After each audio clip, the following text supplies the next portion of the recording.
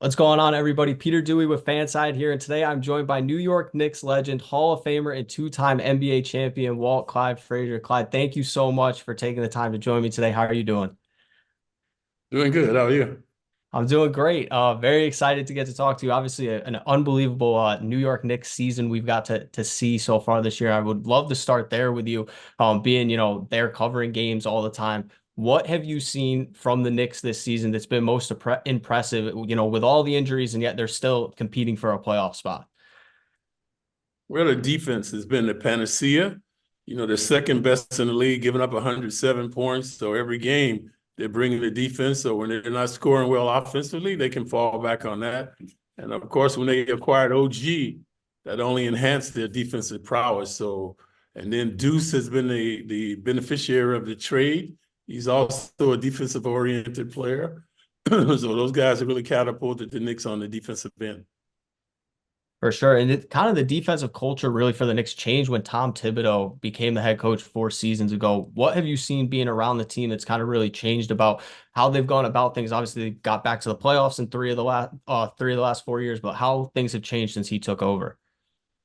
Well, Tibbs reminded me of a guy named Red Holtzman, who was my coach. And the Knicks would go on to win 2 championships. So our forte was defense as well. Team ball, hit the open man. And I see a lot of that in the Knicks. They like each other, the camaraderie on the court, the continuity. So they are a very together team, and Tibbs deserves a lot of credit. You played on two of the greatest Knicks teams of all time. Played with Willis Reed, one of the greatest Knicks of all time. Yourself, you're one of the greatest Knicks of all time. All the time listening to Knicks broadcast, you speak so fondly of Willis and the captain. Do you have a favorite memory of Willis from the time that you two spent together playing? Yeah, one time we went in the playoffs when I was my second year, and I was coming in late, and Willis saw me. He goes, "Hey man, what are you doing? You should go take your butt to bed." And I go, "Okay, yes sir." But then I thought, what the hell was he doing? He was out there too. But that was the respect that I had for him, man. He was the backbone of the team. My tenacity that I learned on the court, I learned from Willis Reed. I learned how to be altruistic off the court, dealing with the fans. I copied his handwriting. He has an excellent handwriting. So he was a tremendous role model, very positive role model for me. For you, with those two championship teams, is there something you look back on that you guys had? You mentioned with the Knicks now the camaraderie and the chemistry similar that you kind of see with the team today and how they can kind of use that to take a next step to be in a championship level. Yeah, well, I think liking each other, sharing and caring, hitting open, man. A lot of times guys looking to see who's in the uniform. When I played, I used peripheral vision. I don't care if I see a white uniform, I'm passing the ball. So Mhm. that's what you want. You don't want discrimination because it's that guy, that guy. So you got to like the players you're playing with. You got to like the coach. The coach has to get the respect of the players. And then once he has that, the players are going to give 110% of him for him. And it's going to be manifested on the court, the way they move the ball, the way they help on defense. So teamwork is essential. And of course, from since I was in grade school, defense has always been the key for me. My coaches always stressed defense. We never played zone defense, always a tenacious man-to-man. And we believed in that. Defense, a lot of times, is our best offense. You are the greatest Knicks point guard of all time, but we have a pretty great one right now in Jalen Brunson. What do you like about watching his game and kind of what he brings to the table for the Knicks? Uh, he's uh, he's very durable. He's relentless. He's sagacious. He's tenacious. He's a team player. He loves to win. So he embodies all the things that we were talking about in being a Mhm. champion. I must admit, when they first acquired him, I was dubious about his potential. He's 6'2", but not that athletic, not that quick. I knew when they acquired him, his career average was 16 points. So I was saying, maybe if this guy averages 20 points a game, man, that would be great. And Mhm. right now he's at 27 and 6. So he's among the leaders, the top 5 in scoring. He's played almost every game. And every night he amazes me with some different move. Sometimes they double team him, they triple team him. they've had no success in finding a formula to stop him. You mentioned the double teams, especially since Julius Randle went out. Brunson has been, the focal point of every opposing team's defense. What have you been impressed with how he's handled that and how the team has handled that, kind of playing a all NBA player down this point in the season? Well, they haven't let it affect them. They still go about their business. Every game is different. So, but obviously he's the catalyst. So they start out if they're doubling him, he gets the ball to the open man, or vice versa. So I've liked the continuity and spontaneity that they've shown with Randle being out, and that's why this is not going to be as detrimental as it was a couple of years ago when they lost Randle, because they've been playing without him and OG as well. So the thing in life is confidence, man. If you don't believe, you can't achieve. So you got to believe. They have to be believing now, hey, man, we can do it. We've done it without these guys. Look at where we are. Mm-hmm. So going into the playoffs, this has to be a positive mindset. Obviously, the world's most famous arena is a catalyst.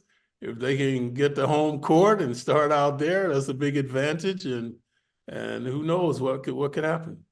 Definitely playing in Madison Square Garden. There's no place like it. In the playoffs, especially. Do you have a favorite memory from your playing day? Just being at the Garden. Any favorite memory? Game 7, Willis Reed. When Willis Reed came out, we didn't know if he would play or not. Uh, I had the game of my life: 36 points, 19 assists, 7 rebounds, 4 steals. I sold hot dogs at halftime. So, and that would catapult the Knicks to win their first championship ring. So I ended up getting 2, man. But again, Willis Reed was the guy who inspired me. Just seeing him coming on the floor, I go, man, we got these guys. Hmm. And ironically, when I left the locker room, Holtzman told me, hey, Clyde, hit the open man. But as the game progressed, I was the open man. So I kept making shots and dishing, swishing, and that's a memory I can recall vividly as yesterday. It's amazing. One of the greatest game performances in Knicks history. Clyde, I gotta ask you about your partnership with AT&T and the Legends brunch that you got going on. Can you tell me a little bit about that and what you're excited for about that? Yeah, man, I'm delighted and excited. This is an annual thing that they do. So they've had so many other greats to do this: Russell, Dr. J, Larry Bird. So I'm just happy to be one of those guys and to be here for this auspicious occasion. That's awesome. I want to ask you a little bit more about your broadcasting career because for me personally, growing up a Knicks fan, it is one you and Mike Breen are like memories of my childhood listening to you on Knicks broadcast. And so one thing I have to ask, the amazing catchphrases, the spinning and winning, posting and toasting, bounding and astounding. There's so many to name. Do those come to you naturally, or was that something that you kind of over the years just kind of came to, or how did those come apart? And do you have a favorite? Well, when I first got into broadcasting, I was on radio. So I used to work with a guy who, radio, there are nuances. The color guy doesn't say that much, only when the ball is dead or there's a foul. So I used to work with a guy. So if I was trying to describe something, he'd just go, "Excuse me, Walt," right on the air. He'd just run right over me. So if the team was moving the ball and doing stuff, I knew he had to catch his breath. I go, "They're dishing and swishing. They're bounding and astounding. They're ubiquitous." That was the only thing that I could get in before he would come back in. So that's why it was a necessity, really, starting the rhymes. And that's how it evolved. And also, I used to practice. When I watch a game, I turn down the sound. I did not So if know no that. one is talking to you, you have to be more intense. So what you hear me say on the air, I've said hundreds of times in my living room by myself when I'm doing the game, and that's how I developed the spontaneity of go out of bounds, stumbling and bumbling, high and awry.